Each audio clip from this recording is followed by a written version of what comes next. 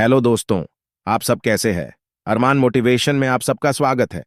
आज आपको एक नई कहानी बताने जा रहा हूं जो बहुत ही सुंदर और प्रेरणादायक है। यह कहानी एक महिला और गौतम बुद्ध की है। दोस्तों, कहानी को पूरा ध्यान से सुनें, तभी आपको समझ में आएगा। तो चलिए पहले कहानी सुनते हैं। एक बार गौतम बुद्ध अपने कुछ भिक्षुओं के साथ एक प्रवचन सभा में बैठे थे। उस सभा में बुद्ध के चाहने वालों से ज्यादा बुद्ध के शत्रु थे। यहां तक कि जिसने वह प्रवचन सभा आयोजित करी थी वह भी बुद्ध से ईर्ष्या करता था। सभा का आयोजन राजा के महल में हुआ था, इसलिए राज्य के सभी मुख्य लोग वहां उपस्थित थे। बुद्ध सभा में जाने से पहले ही जानते थे कि सभा में उनके विरुद्ध कोई ना कोई षड्यंत्र अवश्य रचा जाएगा। सभा में जाने से पहले बुद्ध का शिष्य आनंद बुद्ध को चेताया है कि बुद्ध, आपको वहां नहीं जाना चाहिए। वहां के लोग आपके साथ दुर्व्यवहार करेंगे।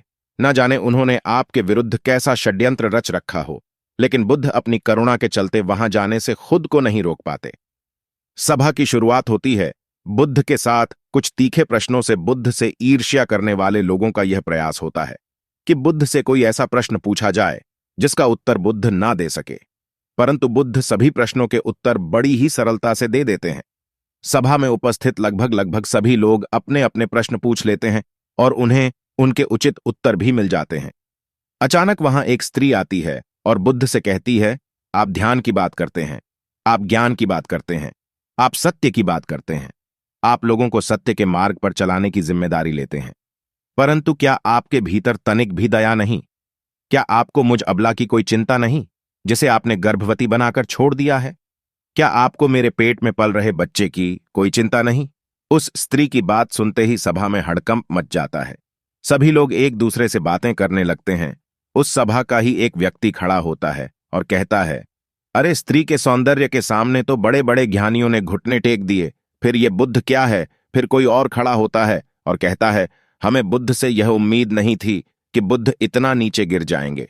इसी तरह से सभा के बहुत सारे लोग खड़े होते हैं और बुद्ध को भला बुरा कहते हैं। बिना सत्य को जाने ही कि सत्य क्या है, लोग बुद्ध को भला बुरा कहना शुरू कर देते हैं। जब सभी लोग अपने अपने मन की भड़ास निकाल लेते हैं, तब राजा कहता है, बुद्ध, आप अपनी सफाई में क्या कहना चाहेंगे? राजा भी बुद्ध ईर्ष्या करता था। वह चाहता था कि बुद्ध बदनाम हो जाए। यहां पर एक आवश्यक बात आपको समझनी चाहिए कि इस सारी घटना का बुद्ध पर कोई असर नहीं था।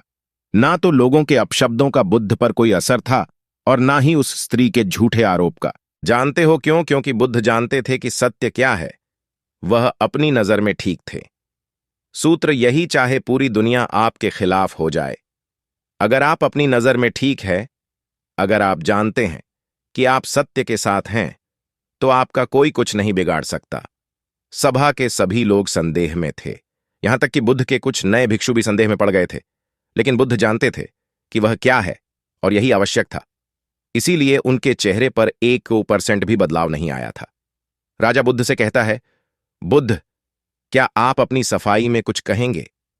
बुद्ध उस स्त्री से कहते हैं, पुत्री, इस पूरे ब्रह्मांड में केवल 2 ही लोग इस सत्य को जानते हैं कि तुम सत्य कह रही हो या असत्य। इससे पहले कि बुद्ध कुछ आगे कहते, वह स्त्री बुद्ध से अपनी नजरें चुराने लगती है। असत्य का सहारा लेने का अर्थ है कि आप अपने भीतर डर का बीज बो रहे हैं।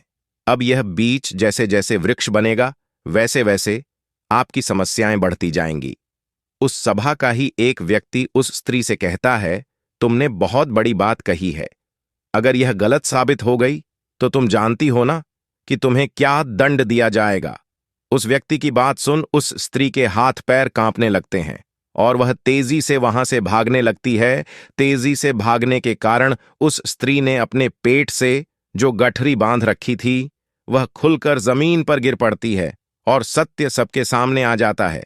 उस स्त्री ने अपने पेट से गठरी इस तरह से बांध रखी थी जिससे लग रहा था कि उसके पेट में बच्चा है। राजा उसी समय उस स्त्री को बंदी बनाने का आदेश देता है, परंतु बुद्ध के कहने पर उस स्त्री को क्षमा कर दिया जाता है। एक बात हमेशा याद रखना कि धैर्य आपका, आपकी ही नजरों में सही होना आपको बड़ी से बड़ी समस्या से बचा सकता है।